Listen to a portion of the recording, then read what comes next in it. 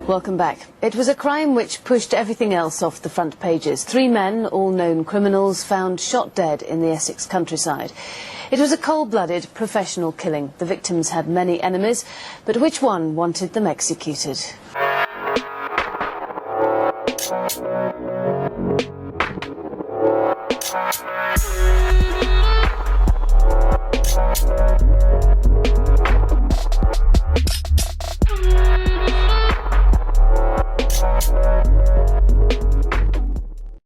And welcome back to a new video on the Essex Boys case. As always, if you are enjoying the content, please do give the video a thumbs up.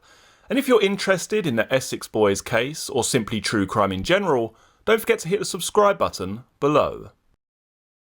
The mother of murder victim Pat Tate claims her family can finally find peace now her son's killers are behind bars. Marie Tate of Southend heaved a huge sigh of relief when she heard the news, adding, quote, "It's a good verdict. I called my children and they were really pleased. It feels like we've had to wait for so long." The 5 days the jury spent deliberating were particularly hard on Tate's brother Russell. Marie said, quote, "He was getting very depressed. He was down the pub when the verdict came in. I phoned him and he just said, 'Nice one, Mum, nice one.' When the case started, we thought that they would be found guilty. Then other witnesses popped up and it all got a bit muddled. I couldn't understand where they were all coming from. Mrs. Tate was worried by the evidence of serving prisoner Billy Jasper, who claimed he had driven the getaway car used in the killings, but said Wombs and Steele were not responsible. She added, quote, "We got a bit despondent, but at least the jury saw through the lies. It has been very unnerving for all the family. I said to my daughter it may sound evil, but I'm just so glad about the outcome. If they had got off, none of my family would have been at ease." She continued, quote, "Even animals don't deserve to die like my son did. We will all go down to his grave at Pitsea now. Pat should finally be able to rest in peace. The thing is, you just don't expect friends to kill friends." Mrs. Tate admitted Pat had a serious drug problem, which he picked up in jail. Quote, "He was 29 when it started, and it was that last prison sentence, 10 years for robbing the Basildon Happy Eater that destroyed him," she said. "He was taking everything at the end. He had started using a new steroid and that just made him flip. He became very quick-tempered if anything went wrong, like his meal wasn't on the table or someone had parked in his place. He just got worse and worse, but there's not a lot you can do." The following newspaper article is from the 21st of the 1st, 1998, with the headline, "Medium Foretold Court Case." Tony Tucker's teenage girlfriend first learned the men who gunned down her lover would face trial from the spirit world. The 19-year-old from Basildon who met Tucker in the town's Raquel's nightclub sought guidance from a medium after the killings. Donna Garwood said, quote, "This woman told me there will be a court case. I can't say any more than that." And she mentioned the name Michael. "All along I knew who was responsible. When I heard who had been arrested, I thought back to what the medium had told me. But I didn't think Wombs and Steele would get done for it. The police were very confident, but at the end of the day, it's not up to them, it's up to the jury." Donna met Steele at a party when Tucker was alive. She was asked by Essex police to pick out the killer in an identity parade after the murders. She said, quote, "I was too frightened to do it then, but I pointed him out in court. I was really nervous. But I thought at the end of the day, if I don't, then I will be basically sticking up for Michael. I did what my heart told me to do." She added, quote, "I think Tony would be really pleased at the verdict. I bet he's having a drink up there to celebrate.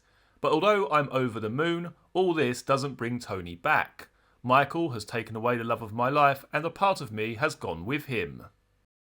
The following newspaper article is from the 21st of the 1st, 1998, with the headline, "The Lonely Lane Where Death Stalked."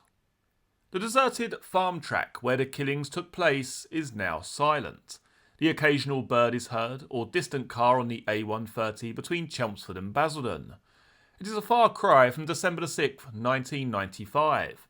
At around 6:50 p.m. that day, the peace was brutally shattered for just a few seconds. It was an explosion of ruthless violence. 8 shots fired into the heads and bodies of Pat Tate, Craig Rolfe and Tony Tucker. It wasn't until the next morning, when it was quiet again, that local farmers Ken Jiggins and Peter Theobald made the gruesome find in the snow.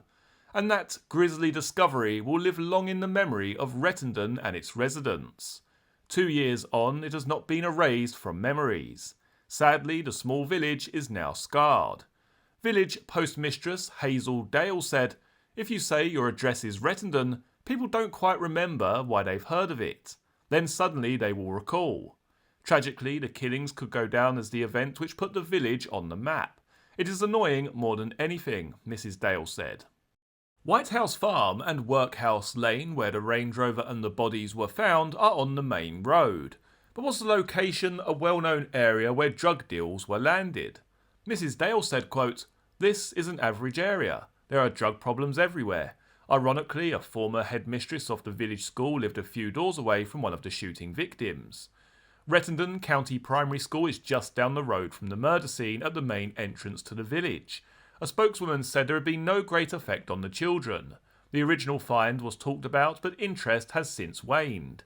She said, quote, "It is not affecting us within the school community. It was talked about." She added that the children had had drugs education programs since the drama. The following newspaper article is from the 21st of the 1st, 1998, with the headline, "Dedicated Detectives Got Very Good Result." The detective who originally led the investigation into the Rettendon killings said the guilty verdict was the result of his officers' faith and hard work. Superintendent Ivan Dibley, who retired only 2 weeks before Wombs and Steele's arrests, said, quote, "I am delighted. It's the end of a very difficult investigation with very little to go on. I would just like to pay tribute to the dedication of Essex detectives who hung in there when things were not looking very good, and their skill brought about a very good result. As far as the public are concerned, here was a very ruthless gang who were operating at a high level in the drugs world and were violent with it. Although no one is pleased to see the demise of people killed, no one deserves to be murdered. The streets of Essex are now a little bit safer." The following newspaper articles from the 21st of the 1st, 1998, with the headline, "Jury Put Trust in Word of Criminal." The entire case rested on one question. Did the jury believe Darren Nichols or not? Without his evidence, the prosecution would have no case. It was his word alone which put Jack Wombs and Michael Steele in Workhouse Lane, Rettendon on December 6, 1995. The two defence teams said Nichols was a cunning and devious liar, trying to frame their clients. The prosecution admitted Nichols was not whiter than white, but was adamant his version of events could be believed, and they said other evidence backed up what he said. After 4.5 days of deliberations, the jury agreed. Nichols, a well-known criminal from Braintree, was already a police informer, but in May 1996 he found himself being arrested along with Steele and Wombs on suspicion of the 3 killings. He soon revealed a version of events which implicated Steele and Wombs. Their defence lawyers claim he was spinning a convincing yarn to protect himself or somebody else. But the prosecution counsel, Andrew Munday QC, said Nichols had no reason to lie, and if he did, why not make the evidence more damning against his 2 former accomplices? Detectives have given Darren Nichols a secret new identity, fearing he could now be in danger. His appearance has been changed, and his address is top secret. Each member of the 12-strong jury also had 2 undercover police officers protecting them round the clock during the trial. If you would like to learn more about the Range Rover murders, then click on the video in front of you now.